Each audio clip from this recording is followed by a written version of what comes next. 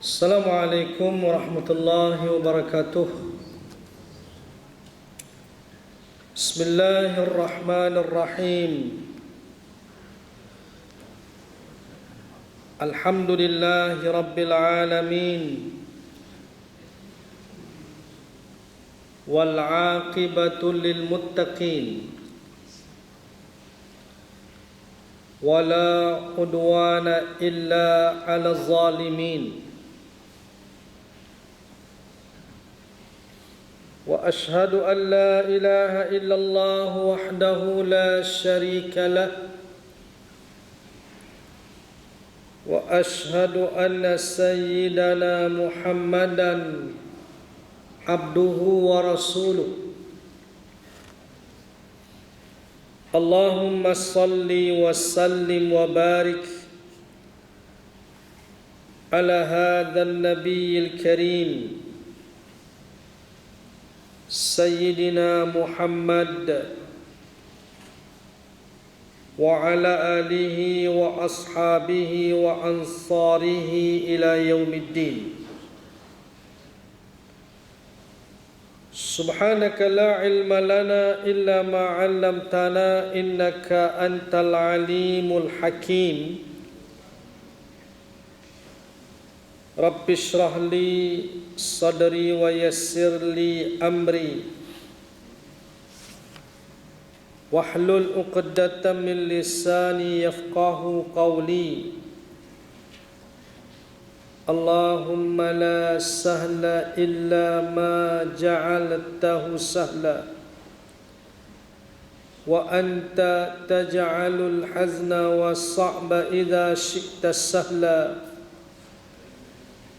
Allahumma anfa'na bima 'allamtana wa 'allimna ma yanfa'una wa zidna 'ilma ya rabbal alamin. Tuan-tuan,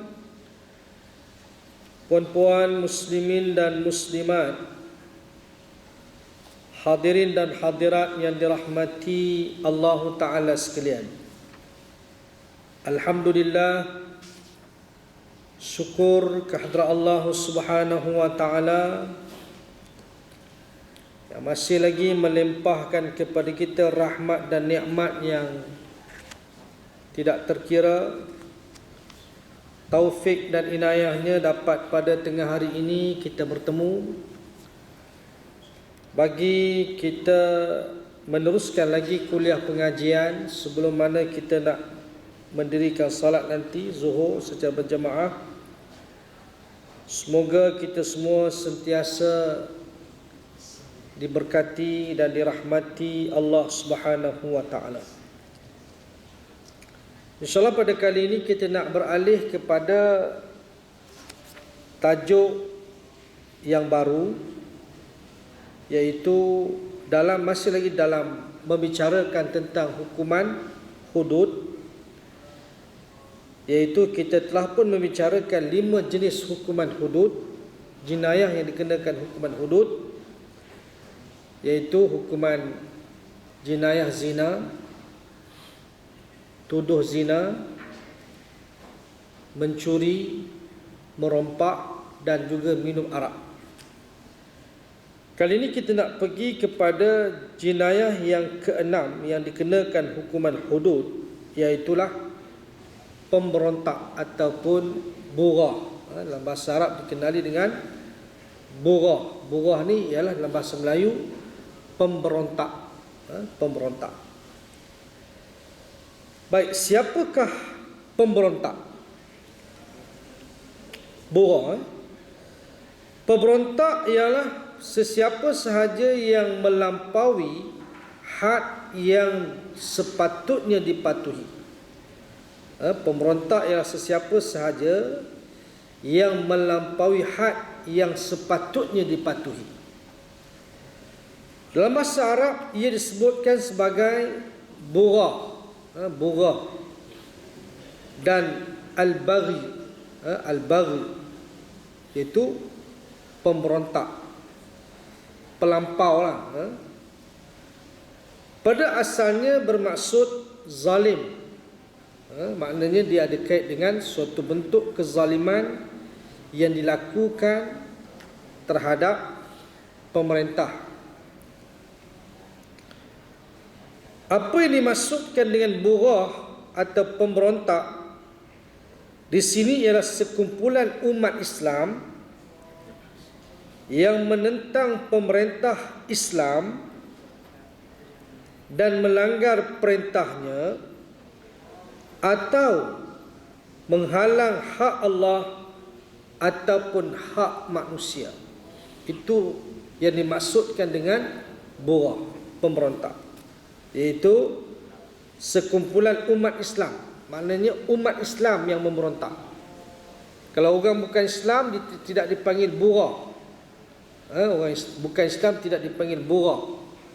Yang dipanggil bughah ni ialah sekumpulan umat Islam yang menentang pemerintah Islam, yakni pemerintah seorang Islam yang menjalankan hukum Islam. Pemerintah Islam yang menjalankan hukum syariat Islam. Maka tak boleh kita keluar daripada ketaatan kepada pemerintah Islam yang menjalankan hukum syariat Islam. Ia sangat dilarang. Ini berdasarkan kepada firman Allah Ta'ala, ya ayyuhalladzina amanu atti'ullaha wa atti'ur rasul wa ulil amri minkum. Wahai orang-orang yang beriman, taatlah kamu kepada Allah dan taatlah kamu kepada Rasul dan ulil amri di kalangan kamu. Iaitu ulil amri yang dimaksudkanlah pemerintah. Pemerintah mesti taat kepada pemerintah. Pemerintah yang macam mana? Pemerintah yang beriman. Minal ladzina amanu. Minkum tu maknanya minal ladzina amanu. Ya ayyuhalladzina amanu atti'ullaha wa atti'ur rasul wa ulil amri minkum. Minkum tu maknanya minal ladzina amanu, pemerintah di kalangan orang-orang yang beriman.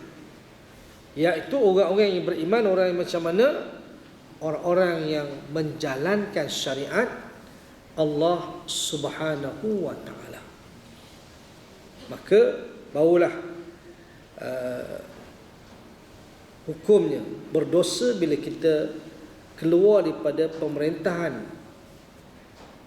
Islam, pemerintahan Islam. Tak boleh, ini hukum. Tapi kalau dia pemerintah Islam tapi tak menjalankan hukum Islam, itu tidak termasuklah. Tidak termasuklah. Kalau dia menjalankan hukum Islam tak boleh lah. Tak boleh. Macam di zaman Sayyidina Ali radhiyallahu anhu, timbul golongan Khawarij yang keluar daripada pentadbiran pemerintahan Sayyidina Ali. Khawarij, golongan yang melampau masa itu, bughah, menentang pemerintahan Sayyidina Ali, maka mereka diperangi. Termasuk di kalangan orang yang pemberontak. Sedangkan Sayyidina Ali dia menjalankan hukum Islam, syariat Islam. Kita tahulah, dia termasuk di kalangan 4 khulafa ar-rasyidin.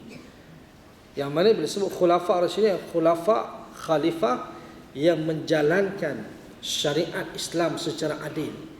Ini 4 orang ni tuan-tuan. Maka sebab itu keluar daripada pemerintahan Sayyidina Ali, maka mereka dicop sebagai golongan pemberontak, bughah. Baik. Macam kita ni macam mana? Malaysia macam mana? Bughah tak? Lawan kerajaan. Tak masuk lah kot. Tapi ulang macam mana pun, kita walaupun kerajaan tidak menjalankan hukum Islam sepenuhnya, kita tetap tidak boleh nak mengangkat senjata melawan kerajaan. Kita hanya boleh menasihati mereka. Kita hanya boleh menggunakan cara yang tidak sampai ke tahap mengangkat senjata. Tidak boleh. Tidak boleh. Kita hanya boleh menggunakan lisan. Man ra'a minkum munkaran falyughayyirhu biyadihi fa illam yastati' fa bilisanihi fa illam yastati' fa biqalbihi wa dzalika adhaful iman. Barang siapa yang melihat kemungkaran di kalangan kamu, hendaklah ia mengubah dengan tangannya. Iaitu dalam konteks pemerintah lah. Ada kuasa, kena guna kuasa untuk mencegah, mengubah kemungkaran yang berlaku di hadapan mata mereka. Kalau tidak mampu, maka hendaklah mengubah dengan lidahnya, dengan bercakap, menasihati, tazkirah dan sebagainya. Gunakan lidah. Ini peringkat orang biasalah. Lebih-lebih lagi golongan ulama, terutamanya golongan ulama, mereka menggunakan lisan untuk mengubah kemungkaran, sebab mereka mengetahui yang hak dan batil, yang benar yang salah, yang baik yang buruk, yang sah yang batal dan seumpamanya. Tuan-tuan, mereka guna lisan. Termasuk kita yang tahu juga kita menggunakan lisan. Kemudian tak mampu juga, hendaklah ia mengubah dengan hatinya.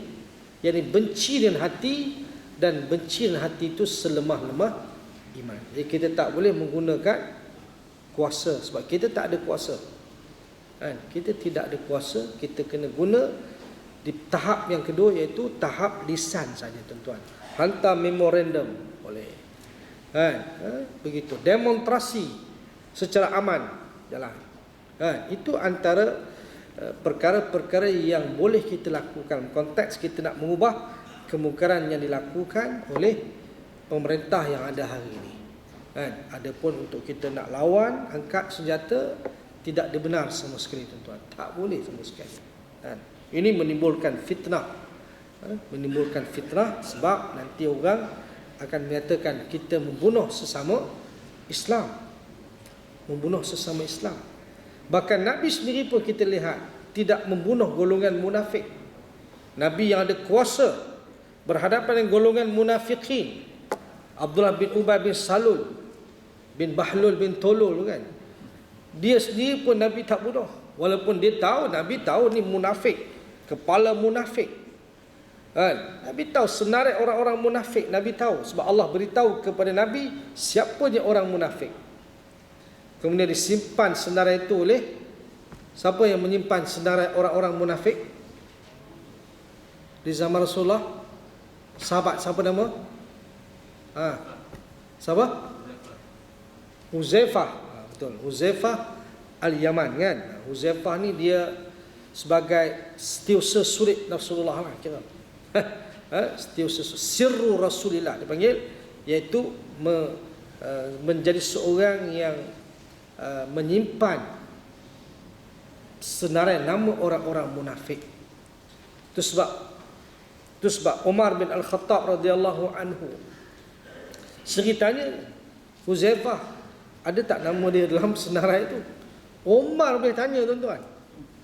Bimbang dia, takut dia pun termasuk dalam senarai golongan munafik. Tu Umar, tuan-tuan. Kita relax ya kan.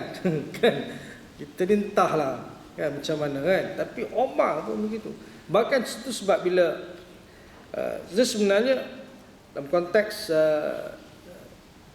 menyembahyangkan orang munafik ni, tuan-tuan, adalah sebenarnya siapa yang tahu dia munafik, orang tu munafik, maka tidak boleh disembahyangkan jenazah dia.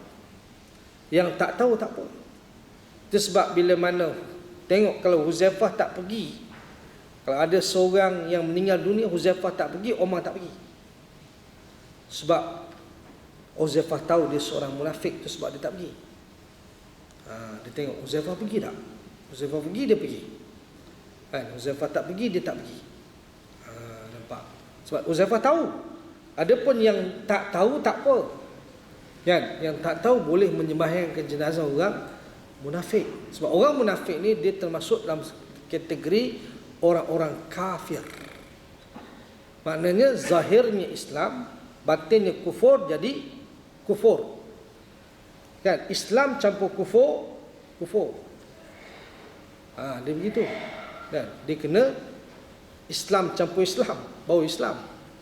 Kalau kufur campur kufur, lagi kufur lah. Kan zahir kufur, batin kufur, kufur, kafir. Kalau zahir Islam, batin Islam, Islam lah. Kalau zahir Islam, batin kufur, jadi apa dia? Kufur. Kalau zahir kafir, batin kufur, jadi apa? Jadi kufur. Tengok keadaan. Dia kalau sekiranya kita menzahirkan kekufuran itu sebab terpaksa, sebab kita terpaksa untuk menyelamatkan nyawa kita daripada dibunuh. Macam umpamanya Mus'ab macam apa dia? Siapa nama? Ammar bin Yasir.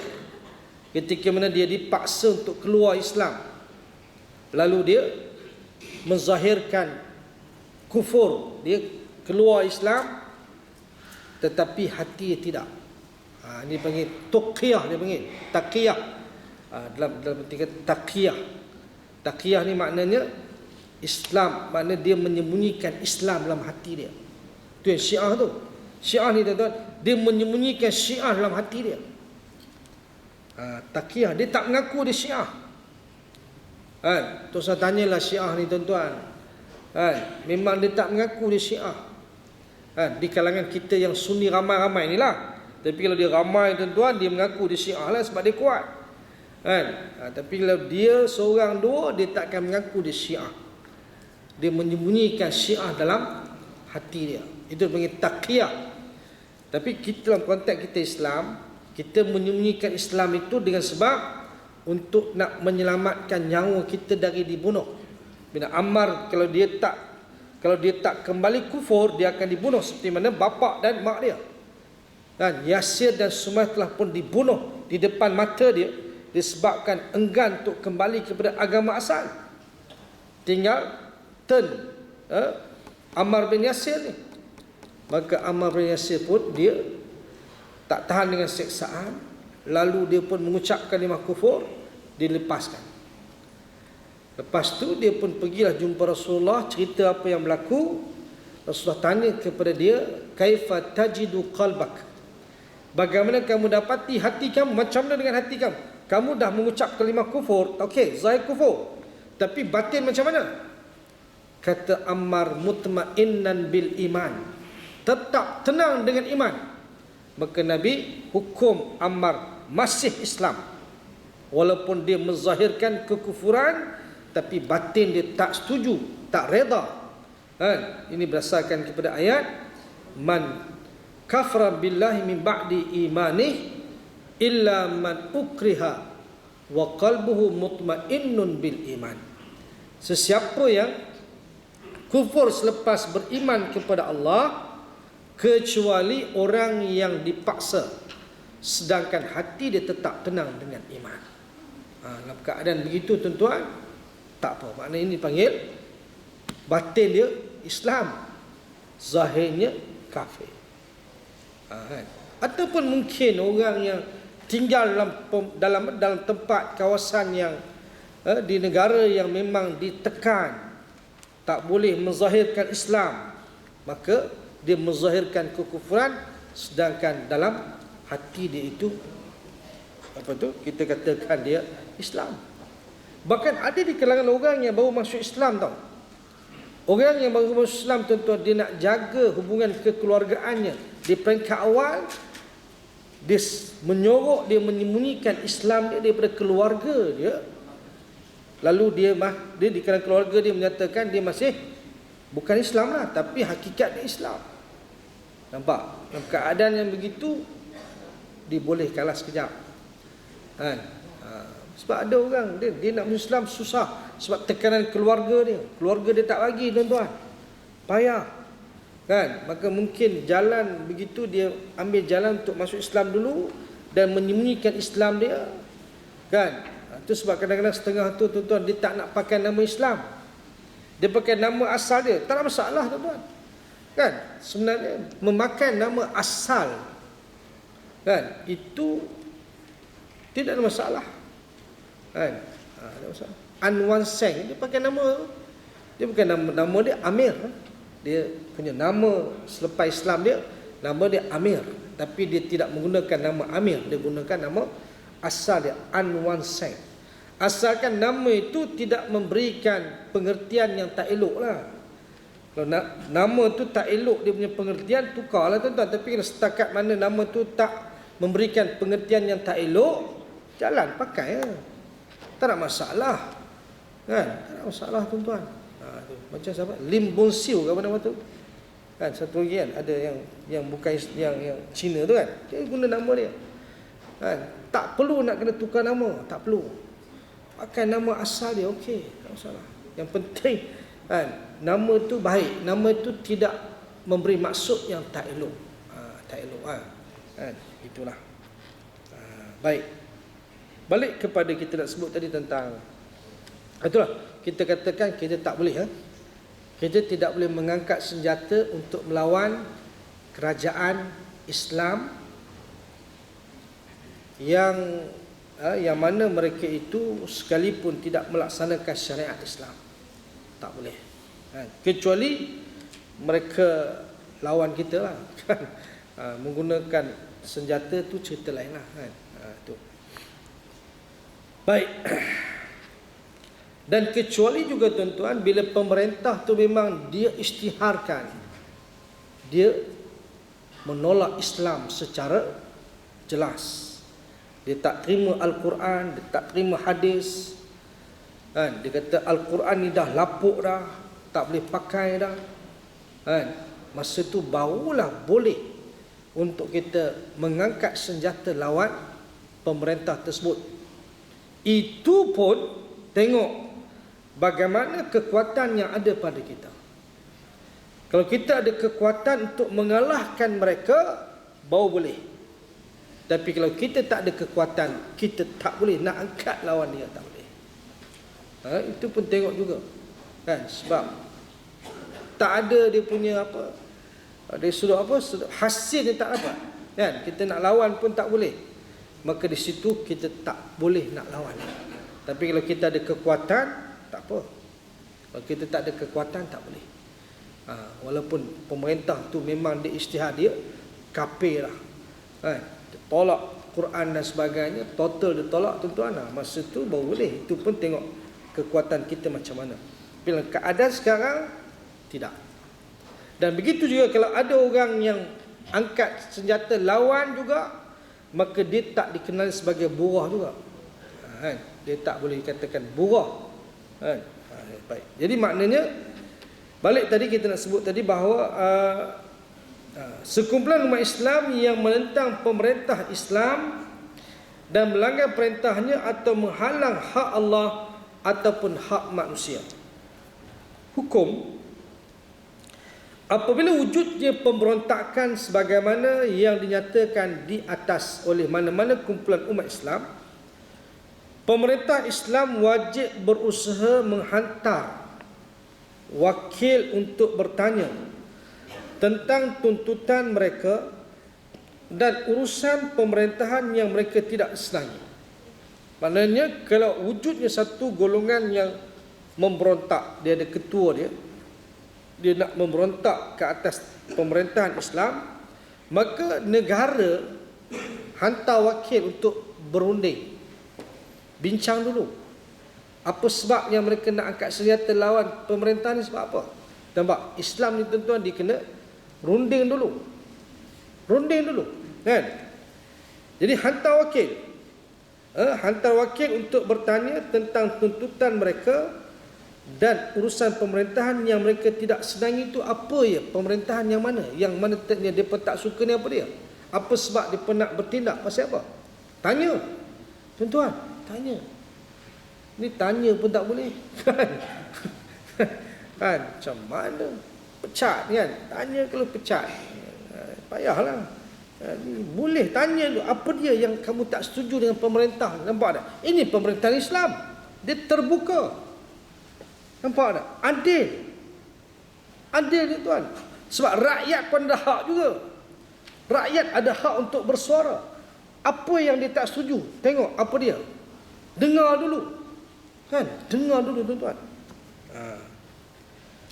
Sekiranya mereka menyatakan sebab-sebab tentangan dan sekiranya dipenuhi, ia tidak akan menimbulkan sebarang kesan buruk atau kemudaratan. Maka tuntutan mereka wajib dipenuhi. Maknanya kalau ada sebab mereka menentang, maka kena tunduk pada dia orang lah. Kena ikutlah apa yang mereka nak. Kan? Kalau betul alasan yang benar. Sekiranya tidak, atau mereka tidak menyatakan sebab-sebab tentangan, tak ada sebab mereka nak menentang, pemerintah hendaklah memberi nasihat atau amaran bahawa mereka akan diperangi. Nasihat dulu. Bukan kata angkat senjata lawan pemberontak dah, tak. Nasihat dulu, jangan lawan. Kan? Itu dia. Beri nasihat ataupun amaran. Kan? Kalau kamu buat juga, kami akan bertindak. Kan? Pemerintah perlu menyuruh mereka supaya kembali taat setia. Kan? Minta mereka kembali taat setia kepada pemerintah, sebab itu wajib. Dia orang sedang, maknanya dia orang sudah keluar daripada pemerintah dengan tidak ada sebab, alasan yang konkret, yang betul, maka nasihat mereka untuk kembali taat, kembali kepada pemerintah. Sekiranya mereka menolak nasihat tersebut, mereka hendaklah dimaklumkan tentang peperangan. Kalau mereka tak nak juga, masih lagi berdegil, kan, barulah mereka akan diperangi. Sekiranya mereka masih enggan dan berkeras menentang juga, mereka wajib diperangi oleh negara. Itu dia punya, orang kata apa, prosedur dia tuan-tuan. Kan? Bukan terus pergi serang pemberontak, bukan. Nasihat dulu. Minta mereka kembali semula kepada pemerintahan negara. Kan? Sebab mereka tak ada sebab untuk nak menentang. Itu dia punya prosedur dia. Baik. Syarat-syarat untuk memerangi pemberontak. Nampak? Ada syarat dia. Tak, memerangi pemberontak ni, pemberontak yang macam mana? Sebarang peperangan terhadap pemberontak perlu memenuhi syarat-syarat yang berikut. Yang pertama, kumpulan pemberontak tersebut mestilah mempunyai kekuatan dan ketahanan tersendiri, sama ada disebabkan oleh jumlah mereka yang ramai atau keupayaan mereka, walaupun mereka hanya memiliki sebuah kubu yang boleh digunakan untuk menentang pemerintah. Untuk itu, usaha untuk mengembalikan ketaatan mereka memerlukan perbelanjaan dari segi harta dan pengumpulan tentera. Maknanya, nak lawan pemberontak tu, pemberontak yang memang mereka ada kekuatan, ada senjata, barulah diperangi dengan senjata. Okey. Yang kedua, pemberontak tersebut mestilah benar-benar berada di luar kawalan pemerintah disebabkan oleh kekuatan yang mereka miliki, seperti yang dinyatakan tadi. Sekiranya mereka masih beralam kawalan pemerintah, so tentu mereka tidak perlu diperangi, dan pemerintah boleh menghukum mereka dengan cara memenjara atau sebagainya. Maka kalau mereka tak ada kekuatan apapun, nak lawan-lawan ni, kan, tak payah nak perangi mereka, boleh tangkap, masukkan dalam penjara. Itu je, kan. Lagipun mereka tak kuat mana, maka tak perlu nak gunakan kekuatan untuk lawan golongan yang memberontak ni, yang lemah ni tuan-tuan. Tak payah. Jadi tangkap, masuk dalam penjara je. Tak payah ada pertumpahan darah, tak payah. Itu dia yang kedua. Yang ketiga, kumpulan pemberontak mestilah mempunyai tafsiran yang dibenarkan dan mempunyai ruang dalam ijtihad Dan dengan alasan ini mereka menentang pemerintah. Walaupun tafsiran tersebut salah, tetapi ia tidak dapat disahkan secara qat'i kesalahannya. Demikianlah yang berlaku dalam perang Jamal dan Siffin, apabila segolongan para sahabat menentang pemerintahan Ali radhiyallahu anhu. Mereka mendakwa Ali radhiyallahu anhu mengenali pembunuh Uthman radhiyallahu anhu dan mampu menghukum mereka, tetapi Ali radhiyallahu anhu tidak menghukum mereka kerana dia turut bersubahat bersama mereka. Ini tuduhan golongan yang melawan, bertindak ke atas pemerintahan Sayyidina Ali. Kan dalam perang Jamal, perang Siffin, sahabat belaka, dua-dua golongan sahabat. Tapi siapa yang benar? Di pihak mana yang benar? Di pihak Sayyidina Ali, sebab dia pemerintah. Kan? Walau macam mana pun berlakulah dari sudut apa tu? Kita katakan kita kata apa? Kata sangkaan-sangkaan terhadap Sayyidina Ali yang mereka menganggap, yang bertindak kata saya menganggap Sayyidina Ali ini tidak mengambil tindakan ke atas pembunuh Sayyidina Uthman. Bahkan dia orang kata Sayyidina Ali kenal siapa yang membunuh Sayyidina Uthman, padahal Sayyidina Ali tak kenal. Kan Sayyidina Ali tak tahu siapa yang membunuh Sayyidina Uthman, tapi dia orang sangkaan itu adalah sangkaan, kan, daripada kalangan pemberontak ni. Mereka menyangka Sayyidina Ali tak boleh bertindak begitu, maknanya tak boleh membiarkan pembunuh Uthman tidak diambil tindakan. Jadi mereka sangat kecewa lah, kan. Bila kecewa tu yang angkat senjata lawan Sayyidina Ali, tuan-tuan. Kecewa punya pasal, biasalah orang kecewa, kan. Bila kecewa dia akan keluarlah tubuh parti baru. Biasalah, kan. Kecewa punya hal, kan. Jadi makna ada sebab lah, ada alasan lah. Pemberontakan tu bukanlah pemberontakan yang sewenang-wenang, yang tak ada apa sebab dah. Kan? Ada sebab mereka nak lawan Sayyidina Ali, tapi walau macam mana pun ijtihad mereka salah. Kan? Walaupun dua-dua pihak tu boleh berijtihad, ijtihad Sayyidina Ali lebih benar daripada ijtihad di pihak satu lagi golongan, tuan-tuan. Kan? Golongan Muawiyah. Kan? Muawiyah dengan Ali. Kan? Kedua-duanya sahabat, tapi macam mana pun, tuan-tuan, kedua-dua mereka itu yang membunuh dan yang dibunuh tidaklah termasuk dalam arti kata al-qatil wal maqtulu finnar. Tidak. Bukanlah pembunuh dan yang dibunuh itu masuk neraka. Dia tak masuklah hadis ini. Sebab mereka merupakan sahabat, dan sahabat seluruhnya ahli syurga. Cuma mereka tersilap dalam tindakan mereka, tersilap dan ijtihad mereka silap. Dan dalam soal ijtihad ni, tuan-tuan, ijtihad dalam konteks ijtihad yang mana Rasulullah menyatakan man ijtahada fa asab falau ajran wa man ijtahada fa akhta falau ajrun wahid. Dalam konteks ijtihad, sesiapa yang berijtihad, mana orang, mana di kalangan mereka ni ada yang boleh berijtihad, al-ijtihad. Sahabat ni, tuan-tuan, ahlul ijtihad, mereka boleh berijtihad. Jadi dalam konteks ini, sesiapa yang berijtihad, dia benar dalam ijtihadnya, baginya 2 pahala. Dan sesiapa yang berijtihad, dia salah dalam ijtihad dia, bagi 1 pahala. Dia tak berdosa. Maknanya mereka tidak berdosa, tuan-tuan. Dua-dua atau golongan yang memberontak di kalangan ini, di kalangan sahabat ni, tuan-tuan, bukan ahli maksiat, bukan di kalangan golongan fasik, bukan di kalangan pendosa, bukan. Mereka tersilap dalam bertindak ke atas Sayyidina Ali. Maka sebab itu kita menyatakan bahawa yang di pihak Ali benar, di pihak yang Muawiyah tidak benar. Tapi walaupun tidak benar, mereka tetap tidak begitu, maknanya tidak berdosa. Mereka ahli syurga belaka, tuan-tuan. Di syurga belaka. Itu sebab sahabat-sahabat ni seluruhnya ahli syurga, kecuali yang termasuk dalam senarai munafikin saja. Hak yang tu tak masuk, kan? Tapi yang semuanya Muawiyah, Aisyah, tuan-tuan, semuanya. Tu yang Syiah duk marah Aisyah Muawiyah kan, depa pasal depa duk mendewa-dewakan Sayyidina Ali kan. Depa kutuk Muawiyah, kutuk Sayyidina Ali depa ni.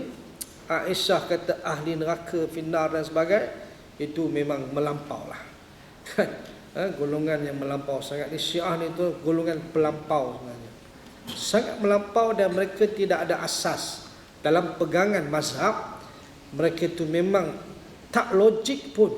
Dosa kata dari sudut nas Quran dan hadis kan. Kalau tak pakai Quran dan hadis ni pun tuan-tuan, logik akal pun tindakan Syiah ni tuan-tuan terkeluar daripada akal yang waras. Adakah boleh mengkafirkan sahabat?